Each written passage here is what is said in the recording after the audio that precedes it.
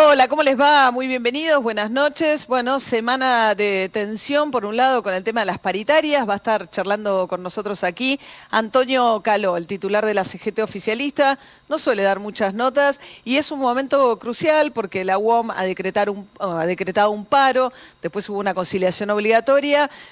36 horas de paro para lo que es uno de los gremios más importantes a la hora de sostener la alianza de la CGT que conduce a Antonio Caló con el gobierno nacional. Ahí hay una puja, el paro también no se termina de dar, hay más amenaza de paro hasta ahora que paro real, pero vamos a estar hablando con Antonio Caló de este tema y de ganancias también y el efecto del anuncio que hizo Axel Kicillof respecto de la modificación para aquellos que ganan entre 25.000 y 35.000 pesos.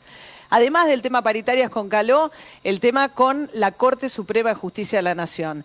La embestida del Poder Ejecutivo Nacional contra Carlos Fait, particularmente en la Comisión de Juicio Político de la Cámara de Diputados, por un lado, están dos de los integrantes, dos de los representantes de la oposición que más trabajan los temas judiciales con nosotros esta noche.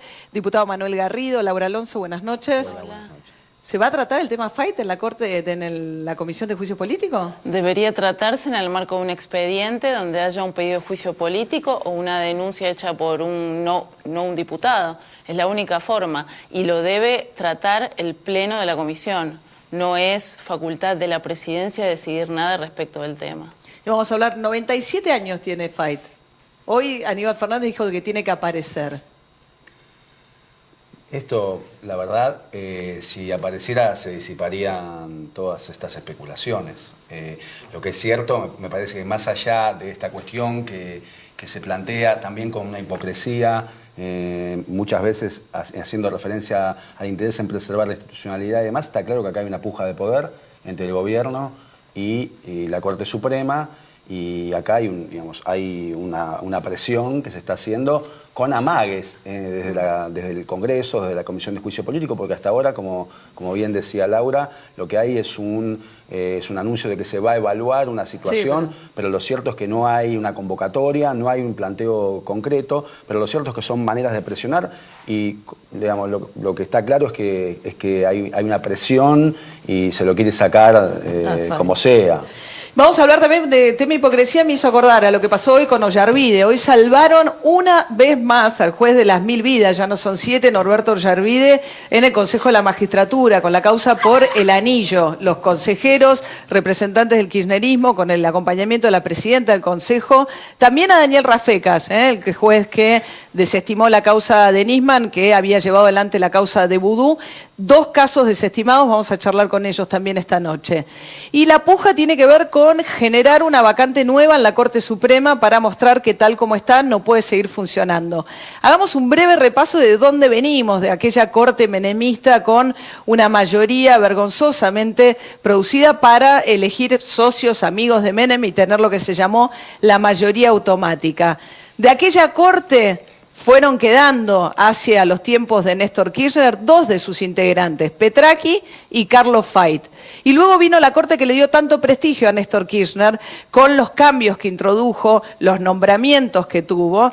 Y esa fue la Corte en la que Néstor Kirchner dijo, yo me autolimito para mostrar que quiero una Corte independiente. No solo había hecho nombramientos que le valieron mucho prestigio, sino que va a volver a 5, dijo Néstor Kirchner. Ahora son menos de 5, fíjense la conformación que tiene ahora la Corte, son 4, con la polémica alrededor de Carlos Fait, justamente por su edad. ¿Qué pasó? El gobierno quiso cubrir el cargo de Zaffaroni con Roberto Carles, que está aquí con nosotros esta noche también. Buenas noches. Buenas noches, María. Que tuvo dictamen favorable en la Comisión de Acuerdos, pero no se pudo tratar en el recinto el pliego de Carles. Eso pareciera que no va, digamos que no va a pasar por el Senado ya la postulación. Está en el Senado, está en manos de la política. Pero ya la oposición dijo que no va a dar el acuerdo. Efectivamente, si la oposición mantiene el acuerdo que, recordemos, fue un acuerdo hecho a priori antes de que se presentara cualquier candidatura en noviembre del año pasado, ninguna fuerza política está en condiciones de proponer o de sugerir un candidato al Senado. En esta situación, justamente, después que el Senado frenara la nominación de Roberto Carles, es que el Poder Ejecutivo dobló la apuesta y fue por Fait. Porque si quedan 3 en la Corte nada más, ya sería muy poco para su funcionamiento. ¿Qué dijo Fait a través de su hija? Que no va a renunciar antes del 10 de diciembre, es decir, que no le va a dar su vacante a este gobierno. Vamos a presentar el programa en pocos segundos y ya nos sentamos a charlar con los protagonistas de esta noche aquí en 50 minutos.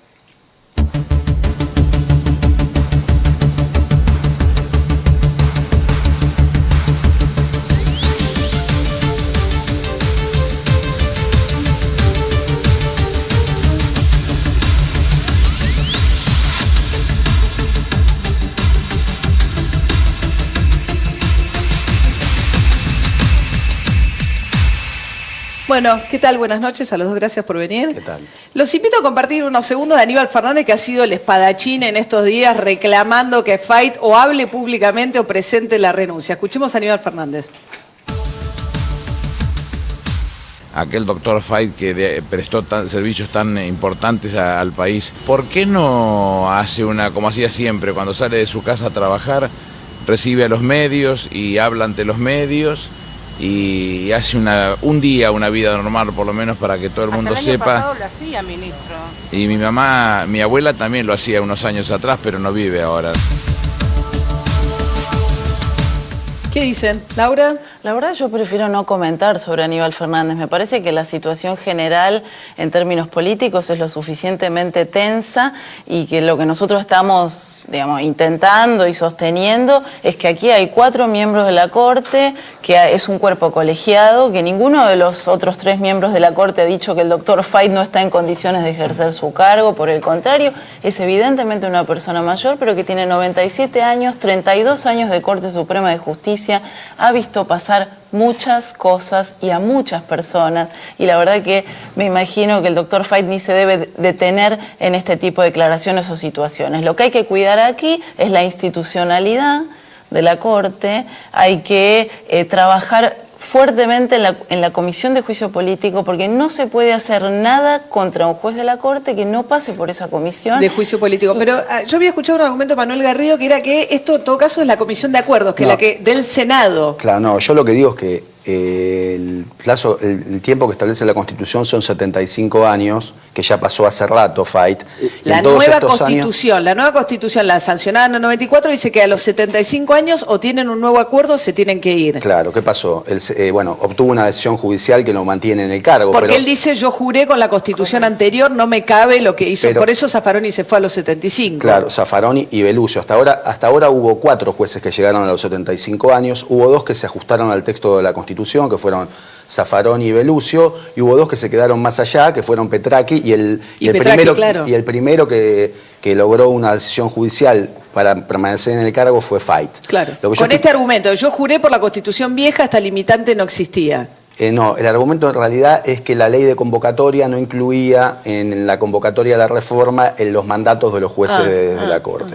Pero bueno, la cuestión, lo que aquí me parece que está claro es que no es un tema del interés por la salud del juez Fait, y que además el Congreso no cumplió, nunca lo llamó a discutir la extensión de su mandato. La Comisión de Acuerdos, que debiera cada 5 años haberlo al menos invitado a asistir al Congreso, no lo hizo, y está claro que la amenaza con que se va a intervenir a través de la Comisión de Juicio Político, que se le va a mandar un médico para que le haga un examen, está claro que responde a un interés político que a este gobierno le quedan 6 meses y que le queda poco tiempo y que quiere ocupar todos los lugares que pueda en la Corte Suprema. Entonces, acá hay un interés político que tiene que ver con presionar al juez Fait, independientemente de la edad de Fait, que la tiene, que es ya mayor hace mucho tiempo, y nunca, jamás el Congreso lo llamó, tuvo una conversación. Hoy a mí me impresiona un poco la simultaneidad de lo que pasó hoy, especialmente con Ollarvide. Me parece que el caso Rafecas da como para discusiones más, no son equiparables, me parece, exactamente. Pero Ollarvide hoy absuelto, con el voto de los kirchneristas, cuando hay una pericia que dice que el anillo, que después que él dijo que tenía un anillo de $250.000 y que dijo que no lo podía justificar, aparecen las pericias diciendo que era otro anillo, con una piedra que valía mucho menos. Bueno, lo que pasa es que el amor con amor se paga. Evidentemente el amor que Ollarvide y los servicios que Ollarvide le ha prestado al kirchnerismo se pagan con este tipo de perdones en la comisión o en el pleno del Consejo de la Magistratura. Entonces aquí la situación, digamos, empieza Te diría que desde el momento de la presentación de la denuncia de Nisman, el anuncio de la presidenta de la creación del partido judicial, lo que vemos, como bien se dijo acá, es una pulseada entre las más altas autoridades del gobierno nacional y el Poder Judicial en sus distintas instancias, porque también hay decisiones que están por venir que pueden ser complicadas políticamente para el gobierno, no solo en la causa Tesur, sino también en la declaración probable de inconstitucionalidad del memorándum con Irán.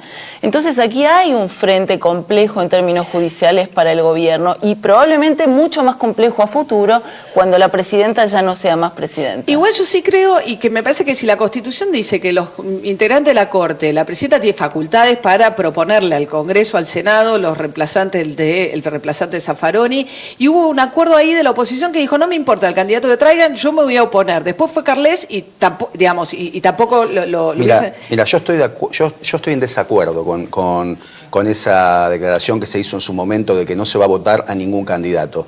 Pero lo que está planteándose hoy es concretamente respecto de algún candidato en particular. Yo creo que... No, está bien. Yo creo que vos podés discutir candidato por candidato y además en eso pero obtener esto los requiere 2 un tercios. esfuerzo, Pero esto la requiere un esfuerzo oposición de no puede decir consenso. no voy a mirar nada, porque tiene facultad la presidenta para proponer. La tiene para proponer exactamente, pero la Constitución exige que el candidato reciba en voto los 2 tercios del Sí. Senado. Para llegar, justamente, es una de las cosas que se introdujo Que son también en la buenas. reforma del 94, Sí. que es buena, que a lo que apunta es a buscar candidatos que tengan un perfil independiente o por lo menos que haya consenso sobre sus condiciones para ocupar un lugar en la Corte. ¿Para usted Carles no reunía esas condiciones? Yo no soy senador, pero está claro que la presidenta, con todo el respeto que me merece Carles, que realizó una tarea valiosa como secretario de la Comisión de Redacción del Anteproyecto de Código Penal, que lamentablemente nunca se trató. Lo cierto es que Carles tiene un perfil partidario, o por lo menos claramente sostenedor de las posiciones del gobierno, y eso claramente no es una persona con un perfil equidistante que claramente fuera posible o que la oposición apoyaría. ¿Puedo contestar? Está claro, Sí, sí, por supuesto, sí, que sí, seguramente tiene la última palabra. No. Pero bueno, de hecho yo creo que hay algunos aspectos que tienen que ver, no con la juventud de Carles, porque acá también... 34, ¿no? La usina... 33, La usina de... 97 versus 33, estamos discutiendo. La usina del gobierno salió a simplificar la discusión sobre la candidatura La edad. de Carles sobre el tema de la edad, pero en realidad no era un tema de la edad, era un tema de la trayectoria, era un tema de su perfil político, era un ¿En tema... eso ustedes coinciden? Era desde un el tema, PRO era un también? tema de sus antecedentes laborales, de hecho... Ahora hay una investigación de marihuana, le vamos a el tema de su preguntar. perfil en Twitter, donde los senadores le preguntan sobre si determinados tweets claramente atacaban a políticos de la oposición, el señor Carles dijo que no recordaba si los hizo él o no los tweets. Entonces, ¿fue así? a mí me parece, sí, fue así porque yo estuve presente en la Comisión de Acuerdos del Senado. Me parece que, a ver, más allá de la figura de Carles, que no es lo que está en discusión, o por lo menos yo no estoy para votarlo a Carles o no. Lo que está claro es que la Constitución exige que haya un apoyo de los 2 tercios, y acá, como bien dijo Carles, en eso coincido con Carles, la candidatura está en manos de la política, y la política, para lograr un apoyo de los 2 tercios, requiere un esfuerzo de consenso de las 2 partes. La presidenta mandó una candidatura con un perfil difícil para obtener un consenso, y entonces no es solo que los senadores, a mi criterio, equivocadamente dijeron que no vamos a votar a nadie. Sí, no mandó un perfil. Sino que debiera, porque todavía estamos en tiempo buscar un perfil. De buscar un perfil que el consenso lo exige la Constitución, que requiere el voto de los 2 tercios. No es un invento. Y para conseguir los 2 tercios, lo que pasa es que la presidenta no dialoga con la oposición. Y a veces, y hay un ambiente propio de la atención, y además este momento, faltando 6 meses, en medio de una campaña electoral, no es un momento propicio para lograr consenso sobre determinadas cuestiones importantes como la integración de la Corte. ¿Laura? Bueno, si la presidenta tuviera una vocación republicana y quisiera buscar los 2 tercios de consenso en la salida, porque está terminando su mandato, podría hacerlo con un candidato que reúna los requisitos y que genere ese acuerdo amplio en términos políticos. Lamentablemente envió un candidato que no los reunió porque ella tampoco buscó generar ese consenso. Ahora, aquí hay un punto que es importante. Recordemos en qué situación se encuentra hoy la justicia en términos de las subrogancias, o sea, vacantes que siguen sin cubrirse en todos los ámbitos del Poder Judicial, la situación en el Ministerio Público Fiscal con la Procuradora, cuyo reglamento para la designación de fiscales ha sido cuestionado en términos judiciales y que está por llegar a la Corte Suprema, que también va a tener que tomar una decisión ahí. Bueno, pero ahí hay otro tema de Lorenzetti también, ¿no? El gobierno ha salido a cuestionar a través de Zaffaroni y, bueno,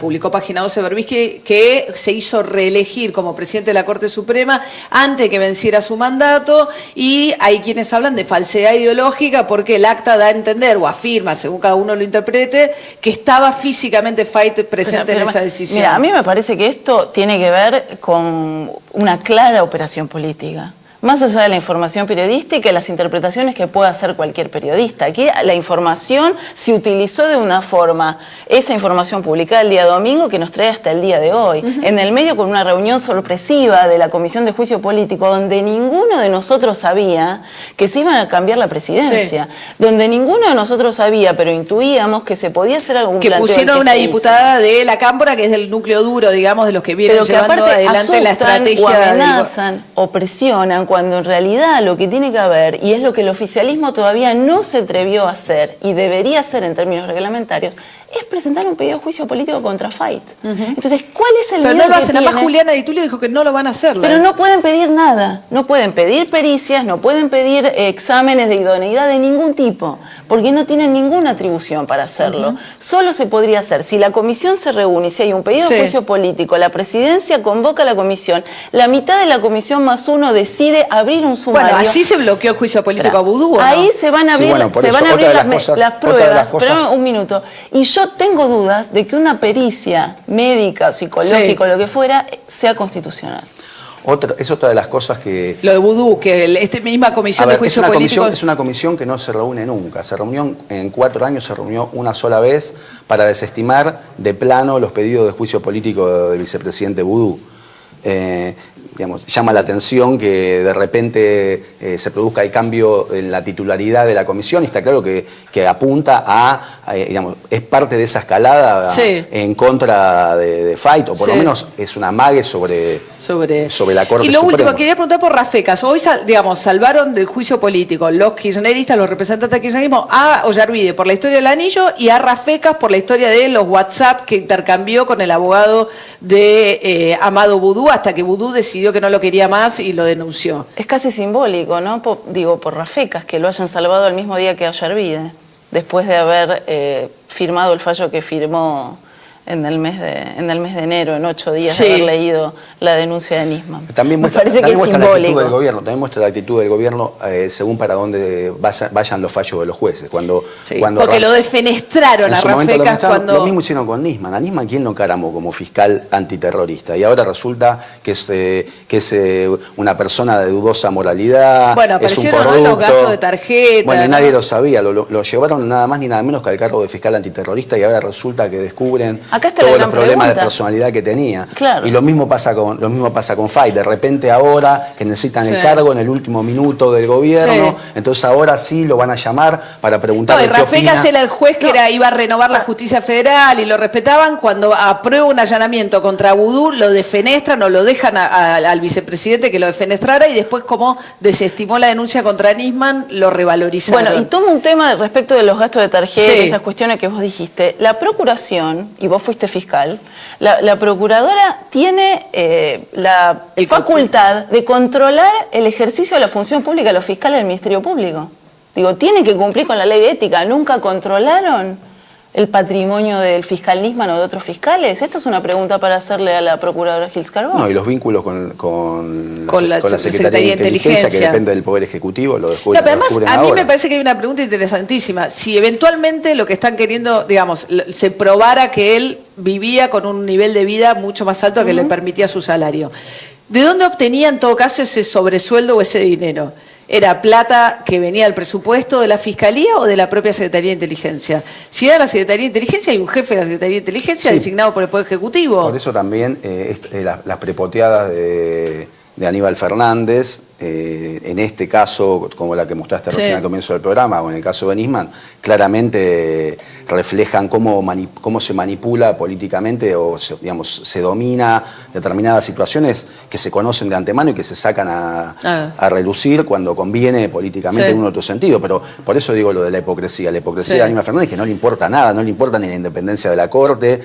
También es raro, ¿no? El abogado de Fait salió a decir, va a resistir Fait. Digo, qué sé yo, un juez de la Corte resistir, digo, va a renunciar después del 10 de diciembre. Se supone que ejercerá su cargo si cree que está en condiciones de hacerlo, pero va a resistir. No, este es un tema que también pone un punto sobre algo que está pendiente en el funcionamiento de la Corte, que tiene que ver con las reglas de transparencia en el funcionamiento de la Corte. En realidad no debería salir a la puerta de la casa, sino que la Corte debería sesionar públicamente y los jueces deberían estar ahí. Entonces me parece que también es una consecuencia de una tradición más bien oscura cerrada, opaca, del funcionamiento de las instituciones, y no es que tiene que salir a la casa a buscar el diario, sino que en todo caso esto, digamos, no habría ninguna discusión ni especulación, y quizás esto se hubiera resuelto mucho tiempo antes si efectivamente la Corte hubiera adoptado las reglas de transparencia en serio que en su momento propusieron varias organizaciones de la sociedad civil y que la Corte tomó a medias. ¿Cómo terminamos? ¿Con una Corte de 4 como estamos de acá a fin de año? Sí, probablemente. Sí, de acá al 10 de A menos diciembre. que la presidenta sea iluminada por Juan Bautista Alberdi y otros republicanos y decida que va a enviar un candidato que genere un consenso amplio, ¿no? Que no sería malo para la República. Vamos, recién Carles decía, el pliego de él ya pasó por la comisión de acuerdo, le falta el recinto y ahí quedó. Y bueno, pero el oficialismo es el que tiene la mayoría, tiene que intentar, pero evidentemente no lo lleva al recinto porque sabe que no cuenta con los votos. Entonces, ahí vamos a hablar con... No es un problema del candidato. Gracias a los dos, buenas noches. Tanda y ya venimos a charlar con Roberto Carles, el candidato que quedó ahí, esperando su pliego por la aprobación que no obtuvo en el Senado. Ya venimos.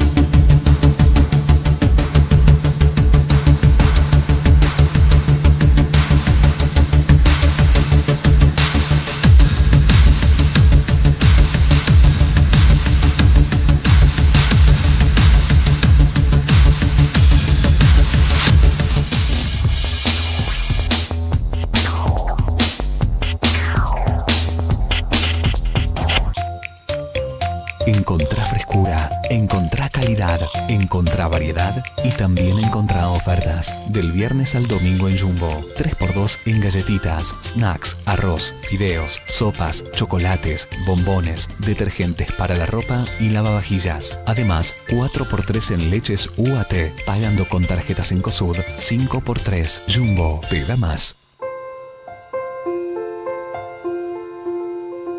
Elegir un vino porque lo eligieron los que más saben de vinos, también es saber. Don David Reserva, distinguido por las más prestigiosas publicaciones especializadas del mundo. Gallo y Snacks, detectives de bizcochos. Repito, agentes, tienen en su mano la evidencia que resuelve el caso de las 99 calorías cada 20 bizcochos. Repito, no toquen la evidencia. Repito, traigan la evidencia sana y rica. Repito, no se morfen la evidencia.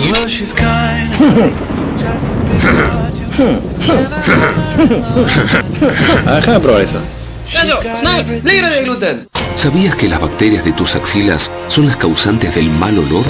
Por eso, creamos el nuevo Rexona antibacterial, una protección superior que te brinda 10 veces más protección contra las bacterias que causan el mal olor. Rexona no te abandona. La puerta más segura ahora es más segura. Única con el revolucionario sistema antientradera. Pentágono, siempre un paso adelante de los ladrones. Por su seguridad y la de su familia, téngala ya. Puertas Pentágono, más duras que la realidad. Como ustedes saben, el de la seguridad es un camino arduo. Es una lucha intensa en la que no hay soluciones mágicas. Hemos encarado la mayor renovación cuantitativa y cualitativa de la historia de la policía de la provincia de Buenos Aires. Y terminaremos nuestro mandato con 92.000 efectivos, de los cuales 15.000 pertenecerán a las nuevas policías locales. Esto significa importantísimos avances en la lucha contra la inseguridad desde la prevención.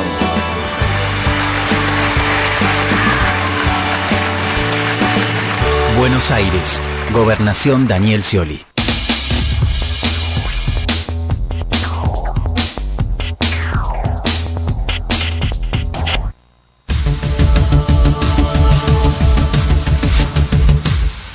Bueno, seguimos aquí en 50 minutos. Vamos a charlar también, ya llegó a nuestros estudios Jorge Altamira. La izquierda viene teniendo muy buenas elecciones y en el contexto de la discusión paritaria, inflación, ganancias, vamos a estar charlando con él enseguida. Ahora, Roberto Carles, 33 años. Así es. El candidato que eligió Cristina Fernández Kirchner para enviar al Congreso, nos decían recién Laura Alonso, Manuel Garrido, no es un problema Carles en particular, pero no es una figura de consenso. Eligió una figura que claramente no tenía ningún tipo de consenso, necesita 2/3 en el recinto y por eso no va a tener lugar en la Corte. Bueno, yo no quiero meterme en la discusión política porque la verdad no estoy en política. Ahora, lo que sí es cierto y quizá no se recordó tan exactamente en la mesa es que el acuerdo que firmaron estos 28 senadores en noviembre del año pasado era un acuerdo para no dar los votos a ningún candidato. Es decir, no fue un acuerdo propiciando un consenso o el diálogo con el gobierno. No, eso es cierto. Tan es así, perdóname, sí, que Sanz dijo, el senador Sanz, que ni aún en el caso en el que Ricardo Gil Lavedra fuera propuesto para la Corte darían los votos necesarios. Es decir, no hubo una actitud de búsqueda de consenso, sino directamente decir, mientras esté este gobierno, no se va a votar a ningún ministro de la Corte. Y después, respecto de mi perfil, yo creo que ha habido desde algunos medios de comunicación una intención deliberada de construir una imagen de un militante oficialista. Bueno, y esto Twitter daba mucho para eso. Claro, porque hubo un recorte que... Bueno, de peleas con la nata, de... Sí, uno se puede pelear con la nata, puede criticar a periodistas o a políticos de la oposición, pero también había un montón de críticas a políticos y a funcionarios del oficialismo que no salieron publicadas en ningún lado. Es decir, hubo un recorte también ese giro con parcial. El Papa, muy también que pasó con el gobierno nacional y con los kirchneristas, primero muy en contra, después muy a favor. Yo sobre el Papa no tuve nunca ningún pronunciamiento. Y... Que es alguien que no trabaja, ¿no? ¿Cómo era? En un Twitter que muy irónico sobre el rol del Papa. Yo no recuerdo, la verdad, si lo tuiteé, probablemente lo haya hecho, la verdad, sinceramente no lo recuerdo. Mi relación personal con él trasciende un tuit, hemos trabajado... Él me ha permitido, mejor pero el dicho, giro se identificaba, estábamos hablando más que nada de la adhesión con el gobierno, entonces era como, digamos, las peleas con los mismos figuras con las que pelea el gobierno, la misma actitud de primero a favor y después en contra. El gobierno no pelea con Sergio Berni, por ejemplo, y yo he sido muy crítico de Sergio Berni, he sido crítico del proyecto de reforma del Código Procesal Penal de la Nación, y esa no es una actitud que haya tenido el gobierno. Bueno, estos elementos, por nombrarte dos solamente, que en realidad no tendría también por qué dar cuentas de esto, pero te dan la pauta de que no ha sido, digamos, no he tenido una actitud militante previa ni posterior a mi postulación a la Corte. Y ahora con la Corte, con relación a la situación de Fait, justamente cuando fue la discusión de tu pliego en el Senado, había mucha discusión con la edad y ahora se discute la edad con Fait. Hubo muchos que decían, desde el kirchnerismo, la edad no es un argumento. La edad no es un argumento a los 33 y no lo es tampoco a los 97, o lo es a los 97 y no es a los 33. Yo creo que la edad no es un argumento nunca. Es decir, la edad es la prevista por la Constitución. Para ser ministro de la Corte se requiere tener los mismos requisitos que para ser senador, es decir, 30 años. Yo nunca estuve muy de acuerdo con el límite que impuso la Constitución del 94, este límite de los 75 años. Sí. Me parece que es en buena medida discriminatorio. Una persona hoy en día a los 75 años puede estar Bueno, en su pero ahí si mejor le renueva momento. el acuerdo, supuestamente se puede habilitar el mecanismo que la Comisión de Acuerdos puede como ir Debería dándole cada por 5 años exactamente renovar el acuerdo. Pero bueno, de cualquier manera, digamos... Como el registro, el registro también hay un ¿Cómo momento en ocurre? que a uno le empiezan a pedir, a medida que avanza la edad, digamos, plazos más cortos de vigencia de la licencia para lo que fuese. Así es, por eso nunca he estado de acuerdo tampoco con ese límite en principio. Sí me parece razonable que después de una cierta edad, por supuesto, se hagan algunos Pero esto tipos es una de controles. embestida contra Fait, es el Poder Ejecutivo pidiendo, diciendo por qué no aparece. Digamos, hay claramente una situación de provocar una vacante más, de manera tal que quede, bueno, con 3 jueces la Corte no puede funcionar bajo ningún punto de vista. Entonces ahí, bueno, volver a discutir, diciendo, bueno, ahora sí se tienen que sentar a discutir quiénes van a cubrir estas vacantes. No, mira, María, yo la parte del análisis político te lo dejo a vos. Lo que sí me cuesta creer es que el doctor Fait se encuentre en una situación de una incapacidad psíquica como la que se ha descrito en los últimos días. por una cuestión básica, que si así fuera, sería gravísimo que el resto de los miembros de la Corte hayan ocultado esa situación. Entonces no sería solamente el mal desempeño o el hipotético mal desempeño del doctor Fayt, involuntario, producto de una incapacidad sobreveniente, sino el mal desempeño de todo lo que ocultaron en esa situación. De modo que me cuesta creer que la situación sea tan grave como se dice. Ahora, si hay legisladores, diputados o senadores que tienen una sospecha fundada de que esa situación puede ser, y la edad puede ser un indicio, bueno, están en su derecho de pedir que se presente a la Comisión de Acuerdos, como decía Manuel Garrido recién, o prever algún otro mecanismo. Hablemos de la denuncia a la que le dio curso Marijuán en las últimas horas, que tiene que ver con uno de los elementos que surgió justamente en la discusión del pliego en el Senado, que era el empleo en la Dirección de Obras y Servicios Generales del Senado, a través de un contrato con esta división, que lo que va a investigar, y confirmó la investigación, Marijuán, es si realmente el cargo es ejercido o si es ñoqui, si es un cargo en realidad para justificar el cobro de un salario. Que se investigue todo lo que haya que investigarse, yo estoy a disposición del fiscal, de la justicia. El Senado es mi trabajo. Yo ahí he prestado servicios no solamente a la Dirección de Obras y Servicios Generales, sino a otras dependencias del Senado que han requerido mis servicios como jurista, y paralelamente Pero la Dirección a de eso, Obras necesita un jurista full time, se requiere de un... No un jurista full time, pero sí asesoramiento jurídico para un montón de cuestiones que tienen que ver con actos administrativos que no puede hacer gente que no tenga conocimiento de derecho. Pero por eso no me he limitado solamente Pero así. tenés una oficina en el Senado, Sí, por supuesto, tengo una oficina y he además colaborado con distintas dependencias. Es decir, cuando uno es un recurso humano en la administración pública y puede ser útil para todo un conjunto, como puede ser distintas reparticiones del Senado, bueno, no se limita estrictamente a ese departamento. He trabajado principalmente en ese departamento, pero también he colaborado con otros, con la Dirección General de Administración, con el programa de fortalecimiento institucional. Con una designación, digamos, que depende de Amado Boudou, fue una designación del vicepresidente. Todas las designaciones del Senado las firma el presidente del Senado, esto es así. Pero ¿quién hace la contratación? ¿Quién elige o quién determina esa necesidad y quién lo va a cubrir? ¿Quién determina la necesidad? Bueno, depende de Boudou, cada pero unidad. En este caso, ¿quién fue? En este caso fueron conocidos míos que actualmente trabajan en la Dirección de Fortalecimiento Institucional. ¿Y ese sigue siendo tu función hoy en el Senado, digamos? Paulatina, paralelamente además a la coordinación de la Comisión de Reforma del Código Penal, que fue una tarea por la cual yo no cobré.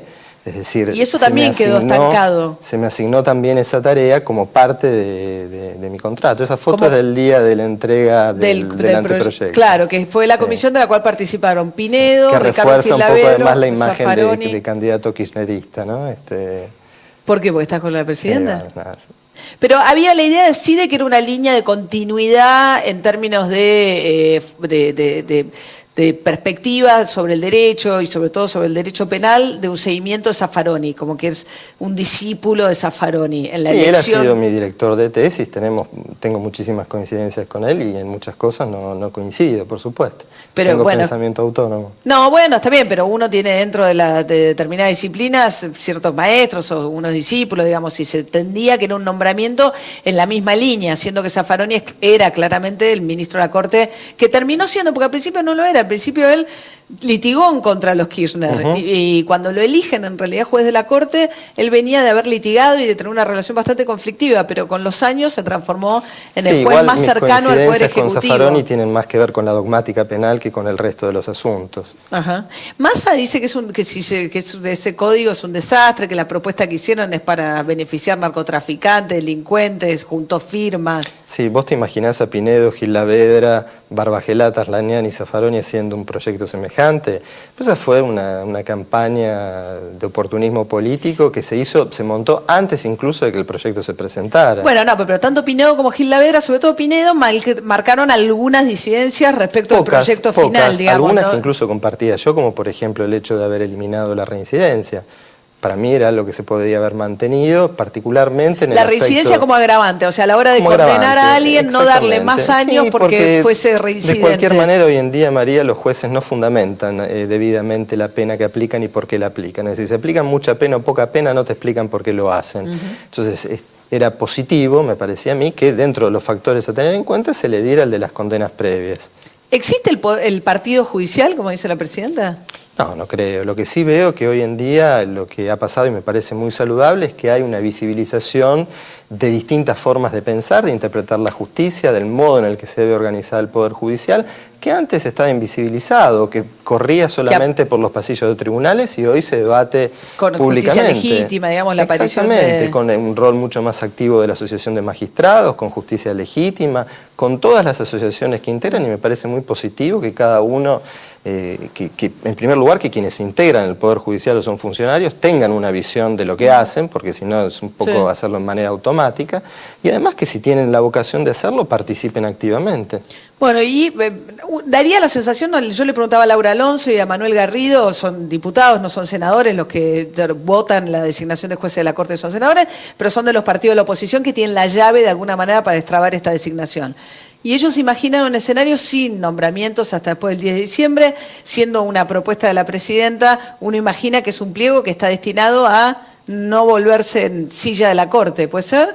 No lo sé, lo cierto es que después de este gobierno va a venir otro, y ese gobierno que venga tampoco va a tener los 2/3 para nombrar, digamos, no va a haber una fuerza hegemónica que tenga los 2/3 de los votos en el Senado. Que eso es positivo, digo, la idea de que es se muy exija positivo. una mayoría que requiera que a los jueces de la Corte se haga un ejercicio de consenso entre las fuerzas. Es uno de los logros y de los avances de la Constitución del 94. Lo que pasa es que debe ser usada debidamente, es decir, para controlar que tenga idoneidad técnica el candidato, aptitud moral, defensa de la Constitución, de los derechos humanos. A mí se me sometió un examen de derecho de 6 horas en la Comisión Carmen de Argibay dice que Acuerdos. con ella, bueno, falleció, pero ella siempre contaba que el proceso de designación de ella, bueno, con Zaffaroni también. Recibieron críticas duras, pero no fueron sometidos a un examen de derecho. En mi caso creo que hubo un cierto prejuicio de que por mi juventud debía desconocer el derecho, y se me hicieron preguntas, algunas elementales y otras que efectivamente querían demostrar que no estaba en condiciones de ser candidato al cargo, ¿no? Ojalá en adelante Pero la siempre se haga objeción así. principal que plantean los opositores tiene más que ver no con una falta de conocimiento del derecho, ni tan solo, aunque la da así, pero no tanto, pero el énfasis principal tiene que ver con señalar que es una falta de distancia respecto al Poder Ejecutivo Nacional y adhesión al gobierno. Y que eso es justamente lo que uno no quiere de un juez de la Corte, en términos de que no tenga la independencia del Poder Ejecutivo. No, yo respeto la opinión. Me parece que, dadas las condiciones del acuerdo de noviembre de los 28 senadores, hubieran dicho lo mismo de cualquier candidato. Le hubieran dicho kirchnerista a Gil Lavedra, si vamos No al caso. creo, no es lo mismo. Bueno, pero Sanz dijo que ni siquiera... No, ese está nombre bien, pero yo trataría. incluso estoy en desacuerdo. Lo No hubo hablábamos recién con voluntad. Manuel Garrido. A mí Sí. me parece que si la Constitución le da la potestad al Poder Ejecutivo hacer una propuesta, la oposición, para mí, no corresponde. Es decir, no me importa lo que me manden, no lo voy a estudiar. Igual me parece que lo que pasó con tu pliego fue distinto. Pero no María, es el si tipo de vamos candidato que queremos para al la fondo Corte. de la cuestión, Esto dijeron. respecto de un supuesto perfil oficialista o simpatizante. Yo soy penalista. La materia sobre la que más autorizado puedo estar para opinar es la materia penal. Bueno, bastaba recordar mis declaraciones, no solamente, no tweets, hablamos además de declaraciones en medios de comunicación. Podés ver la entrevista que me hicieron en Página 12, la de Luis Novarecio de noviembre del año pasado, donde dije, esto que han presentado es inconstitucional. Entonces, digamos, sí, sobre el tema... Cuando propusieron lo de los extranjeros, cuando propusieron... No solamente lo de los extranjeros, sí, fueron una opinión un poco más amplia respecto del Código Procesal Penal de la Nación. Entonces, si he tenido esa opinión... Proponían la expulsión a extranjeros. Era una de las propuestas más controvertidas. Con delitos. Después estaba la cuestión también de la conmoción social como Delito fundamento de conmoción social, de la prisión preventiva, ¿no? Y bueno, fueron cosas de las que yo fui muy crítico, y si soy crítico respecto de la materia, que es mi especialidad, bueno... La verdad que deducir de 2 o 3 tweets que puedo haber peleado con algún periodista... Qué problema, ¿no? Hablar en caliente con 140 caracteres y eso queda. Sí, pero bueno, de cualquier manera yo creo que no hay que ser paranoico, y si uno tiene la posibilidad de expresarse, hay que hacerlo. Yo soy también, además, digamos, no me puedo comportar, y menos a los 33 años, como si fuera un candidato a la Corte cuando no lo era, ¿no? Entonces, si soy vecino de la Ciudad de Buenos Aires y hay algo de la ciudad que no me gusta, o hay una política a nivel nacional que tampoco me gusta, u otra que sí, y bueno, estoy en mi derecho de expresarme, y en lo que corresponde con mi materia, Bueno, te he dado algunos ejemplos de que he sido bastante independiente, ¿no? Bueno, muchas gracias. Gracias a vos, María. Bueno, quédense ahí, ya venimos, Una tanda rápida, vamos a charlar con Jorge Altamira en este contexto de paritarias, tensión, la UOM que va al paro, que no va al paro, que la conciliación obligatoria, el típico, ¿no?, caso donde la UOM amenaza con un paro y por ahora no termina de concretarlo. Ya venimos.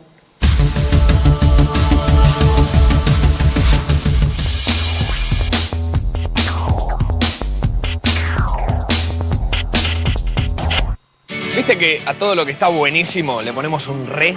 Villavicencio también lo hace. ¿Será porque repensamos lo que ya estaba pensado? ¿O será porque reconstruir es tan importante como construir? Por eso se le puso re botella a la primera botella de Villavicencio, que está hecha en un 50% de botellas recicladas. Todas las rebotellas reducen el impacto ambiental. Elegilas. Cuidar el medio ambiente está re bueno. Villavicencio. Dale un giro a tu mundo. Aquasystem cuida el agua de tu casa. Y Sigas Termofusión garantiza seguridad en la conducción de gas. Aquasystem y Sigas Termofusión. Agua y gas con máxima seguridad. Gallo y Snacks, detectives de bizcochos. Repito, agentes, tienen en su mano la evidencia que resuelve el caso de las 99 calorías cada 20 bizcochos. Repito, no toquen la evidencia. Repito, traigan la evidencia sana y rica. Repito, no se morfen la evidencia.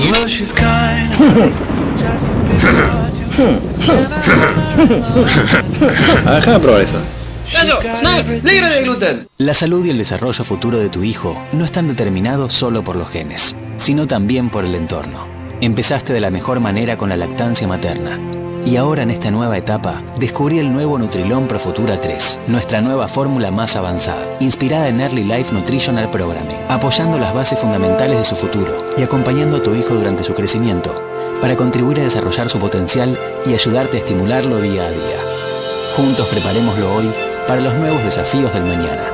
La salud futura de tu hijo ya está en tus manos. Nuevo Nutrilon Profutura 3.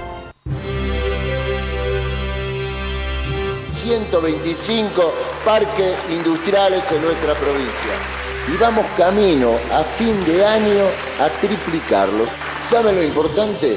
Que el 80% de estos nuevos parques están en el interior, como el polo maderero, como el polo del calzado, o los vinculados a la industria de la alimentación. Y esto lo hemos ido articulando con las delegaciones también de nuestro banco, siempre presente en cada localidad del interior.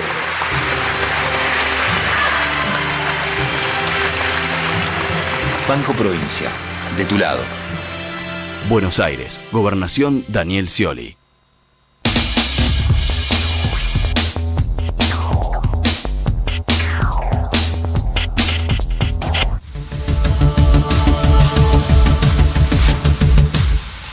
Bueno, estamos con Jorge Altamira, él es candidato a la presidencia, precandidato por ahora, Claro, a la presidencia siempre. del Partido Obrero. Ahora se van a inscribir, faltan poquitas semanas además para que se inscriban las fórmulas. alianzas y luego las fórmulas o los candidatos. Todo eso se va a develar si Máximo va a ser o no candidato. Hoy la presidenta dijo oportunamente, él no necesita que nadie le diga nada, pero Es como saber de dónde va a caer la nave esta rusa.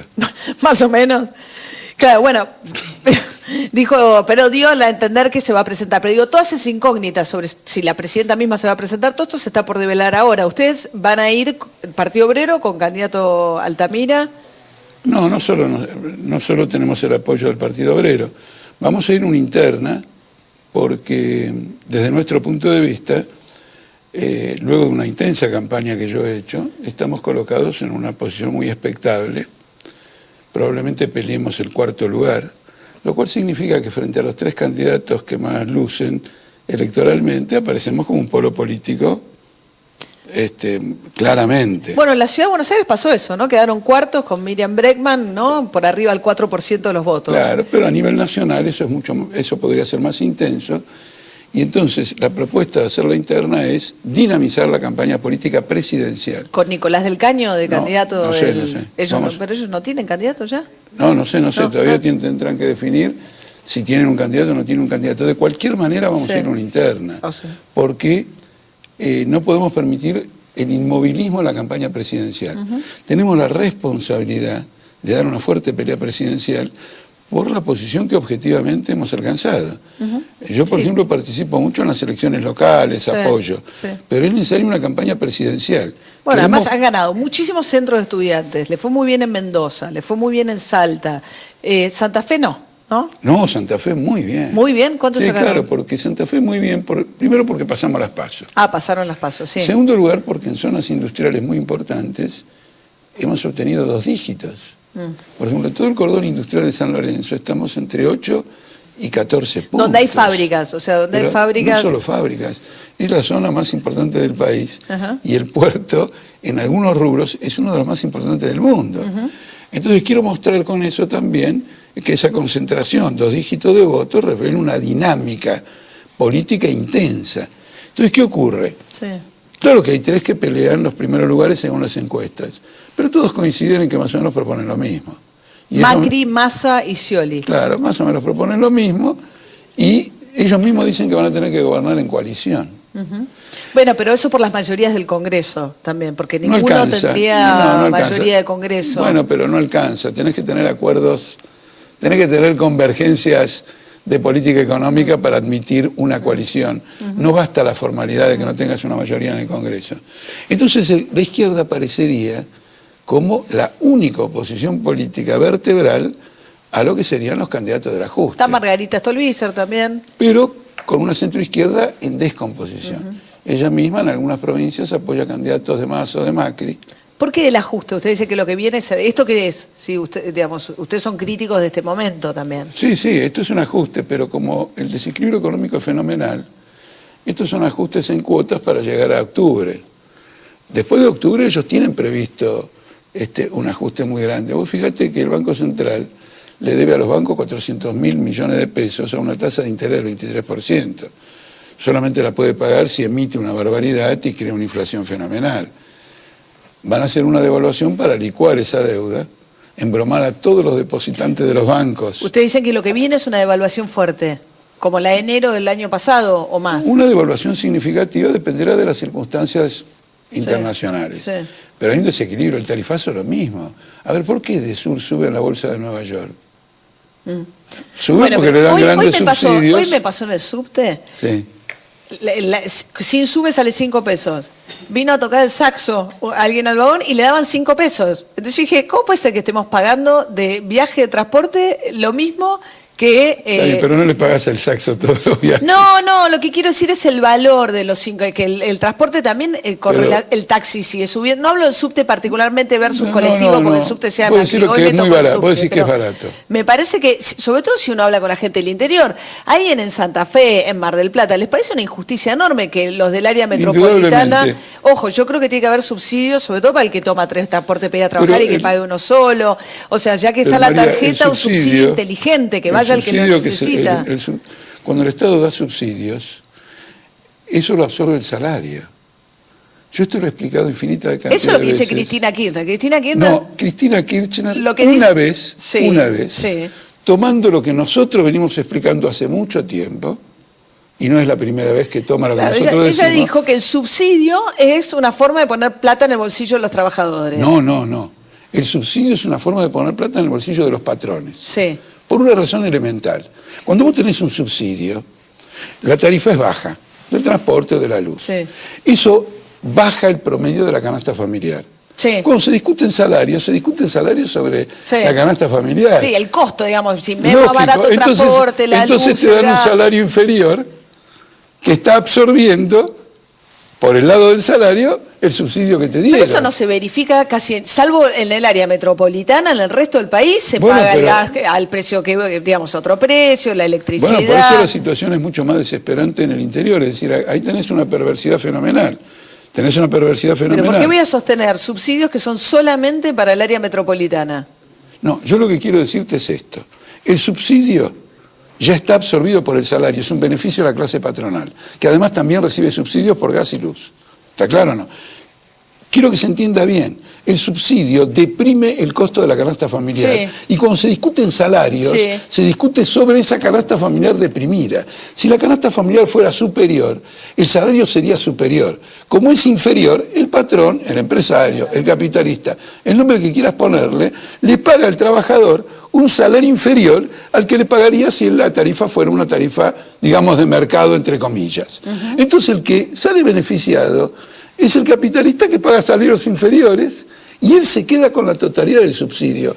Lo que una vez Cristina Kirchner dijo en un discurso es que efectivamente teníamos razón nosotros, que el subsidio se lo quedan los grupos empresariales en forma directa por lo que reciben directamente por el gas y lo que consumen, y por esta transferencia que se produce al negociar una convención colectiva de trabajo.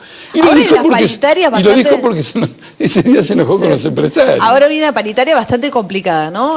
La UOM, Antonio Caló, decretó un paro de 36 horas, primero fue asamblea, después lo decretó, después le decretaron una conciliación obligatoria, rápidamente la aceptaron por 10 días, como que daría la sensación que están estirando la negociación, pero encima Caló dice, yo no tengo nada que ver con ganancias, dice, el núcleo del problema que yo tengo es que quiero un salario básico bolsillo de 7.500 pesos para los trabajadores metalúrgicos. Bueno, pero te das cuenta que ese 7.500 pesos es ridículo. La canasta familiar es de 11.000. 11.000. Si un trabajador, como mínimo, no llega a la canasta familiar, es un pobre. Entonces, ¿dónde está el derecho al trabajo? El derecho al trabajo resulta una ficción. Pero usted, digamos, Cristina Kirchner se la pasa hablando de que volvieron las paritarias, que hay paritarias, como una gran reivindicación. De hecho, si uno ve lo que pasó con la evolución de los salarios, los que están altamente sindicalizados se defendieron mejor frente a la inflación que los trabajadores no sindicalizados. Bueno, el 35% no está sindicalizado. 35%. Lógico, porque son trabajadores precarios. Si estuvieran sindicalizados, estarían amparados por un convenio colectivo, no estarían precarizados. Están precarizados, el 35%. ¿Y ustedes como izquierda qué piensan de ganancias? Pues es interesante. O sea, un salario alto tiene que pagar... Ningún salario tiene que pagar ganancias. Aunque sea un salario, un gerente de una... No, porque el gerente no cobra un salario. No cobra, el tema es el siguiente. En el mundo se llama el impuesto a los altos ingresos, ¿no? Pero es una simulación, porque no todos los ingresos son iguales. El gerente recibe un ingreso en función de los beneficios que tiene la empresa. La determinación del salario es independiente de los beneficios. Por ejemplo, si una empresa está perdiendo plata o está ganando muchísimo, el salario está establecido por la relación de fuerzas entre los trabajadores y los empresarios en un momento determinado. En cambio, los intereses que se pagan a los bancos, la industria, los dividendos, todo eso es ganancia. Pero es raro que la izquierda, digamos, uno de los impuestos más progresivos que se supone es a los altos ingresos. Digo, los países escandinavos, etcétera, tienen eso. Y ustedes están diciendo que no. No, que sí, claro. ¿Pero y qué es alto ingreso en la Argentina hoy? El que no pertenece a un trabajador sindicalizado, un trabajador amparado por un convenio colectivo de trabajo. Entonces, aunque sea un piloto de avión que gana más de 40.000, claro, un petrolero lógico, jerárquico. Pero es que un piloto de avión tiene el derecho a ganar lo que gana y un petrolero también, porque hay que ir a ver cómo trabajan los petroleros, hay que ir a ver cómo trabajan los mineros. O sea, son trabajos insalubres. No, está bien, digo, pero el concepto es el siguiente: el salario es una determinación independiente de la ganancia. Entonces, el trabajador contribuye de una forma brutal en este país. ¿Quién paga el IVA? Los trabajadores. Sí, 21%. Sobre todo los que cargan mal o que menos ganan. No, se ha logrado que hasta los desocupados paguen IVA. ¿Te parece impresionante? Es impresionante porque está desocupado, consume, lo hace IVA con la plata de la familia. Entonces han logrado que alguien que no gana nada pague IVA. Bueno, pero IVA hay en todos lados, más o menos hay. El tema es qué peso tiene en la recaudación total. No, hay en todos lados porque hay una misma política económica en todos lados de hacer que la carga impositiva la lleve el recaiga al trabajador. Sí. Salvo, el IVA no es, permíteme María, el IVA es una novedad en la legislación impositiva, tiene 3 décadas, un cuarto de siglo. Entonces, tiene que ver con toda esta política neoliberal de trasladar la carga impositiva sobre los trabajadores y liberar a los grupos empresarios, capitalistas, como quiera llamarlos, liberarlos fundamentalmente de los impuestos. Esto es permanente en la literatura financiera en este momento. Bien. Paga IVA, paga el impuesto al salario, paga ingresos brutos. La contribución para la jubilación, ¿quién la paga? El trabajador. Ahora, la jubilación es un salario diferido. ¿Dónde se ha visto que un trabajador pague su salario? Bien. Bueno, Altamira se mete en la discusión presidencial, se irá a anotar ahí. Estamos metidos fuertemente. Sí, de hecho estamos hablando de eso. Estamos un piso importante No, pero digo en la presidencial también. En la presidencial, sí, claro. no, estamos en un piso, en los sondeos que veo, sí. no bajamos del 5%. Bueno. Eso quiere decir que los votos de la elección anterior los recogemos plenamente. A la anterior fue legislativa, los recogemos. Tenemos que dar una dinámica muy fuerte, porque quiero concluir con esto. La izquierda debe en esta elección polarizar con los 3 jinetes del ajuste. Muchas Tiene gracias, que dejamos polarizar. ahí. Muchas gracias. Ya venimos.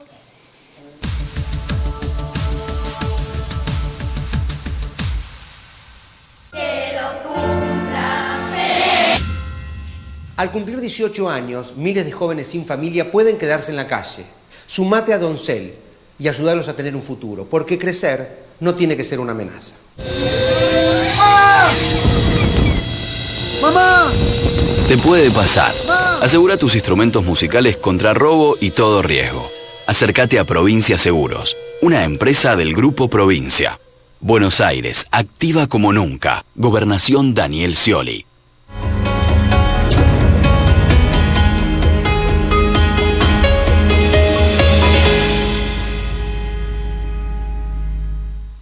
Crecer es brindar oportunidades. Crecer es motivar el desarrollo de la gente. Crecer es promover la cultura y el deporte. Queremos seguir creciendo junto a vos. Banco Ciudad. Te quiere ver crecer. 0822-20400. bancociudad.com.ar.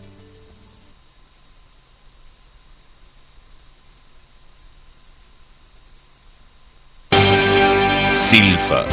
Laboratorios farmacéuticos, auténticamente argentinos. Ayudamos a producir más alimentos con menos recursos para un mundo en crecimiento. Descubrí quiénes somos realmente. Ingresá a Descubrí Monsanto y sé parte de la conversación. Nuestra provincia avanza porque le damos valor a la educación. Con el plan Vuelvo a Estudiar, estamos logrando que más chicos y chicas puedan terminar la secundaria. Esta experiencia inédita de inclusión socioeducativa logró desde 2013 que más de 2.600 jóvenes retomen sus estudios. Y seguimos visitándolos casa por casa para que muchos más puedan decir: Vuelvo a estudiar. Vuelvo a estudiar. Vuelvo a estudiar. Vuelvo a estudiar. Santa Fe avanza. Gobierno de Santa Fe.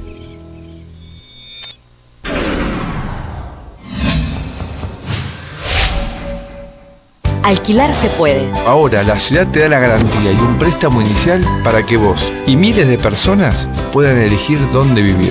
Informate en www.buenosaires.gov.ar/alquilar se puede. Buenos Aires Ciudad, en todo estás vos.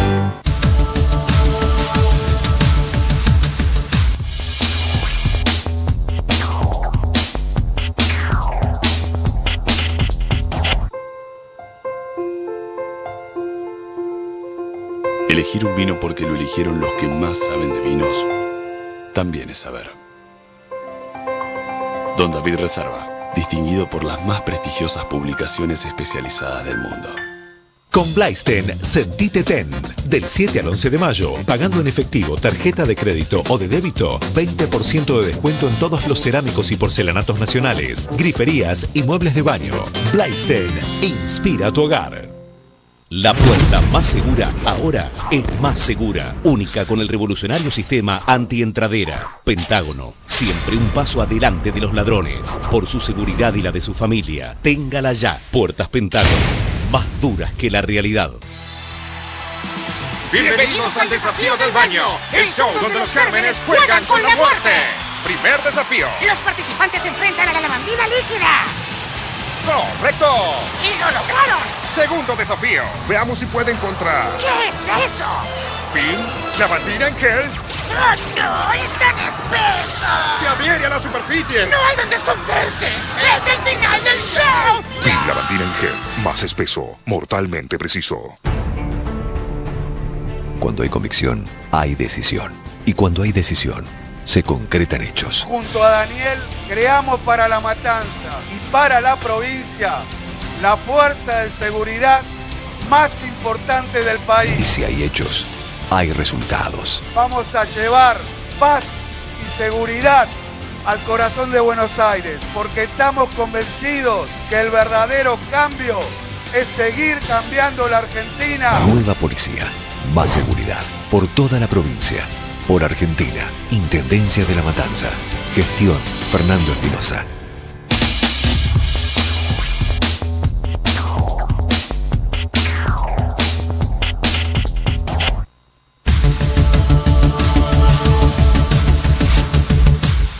Bueno, les agradecemos muchísimo que nos hayan acompañado. Abrí el programa anunciando que iba a estar Antonio Caló, el titular de la CGT oficialista, titular también de la Unión Obrera Metalúrgica que dispuso el paro. No alcanzó a llegar, no se ha comprometido a estar con nosotros el jueves que viene aquí en 50 minutos. Pido disculpas porque finalmente aquel anuncio no se cumplió, pero bueno, no pudo llegar. Insisto, está comprometido entonces Antonio Caló para el jueves que viene. Ahí hay algo importante para ponerle un ojo porque es la CGT que está aliada con el Gobierno Nacional, uno de los gremios más importantes, en un momento tenso de discusión paritaria y una situación especialmente tensa. Nos reencontramos el jueves que viene aquí en Canal 26 en 50 minutos. Buenas noches.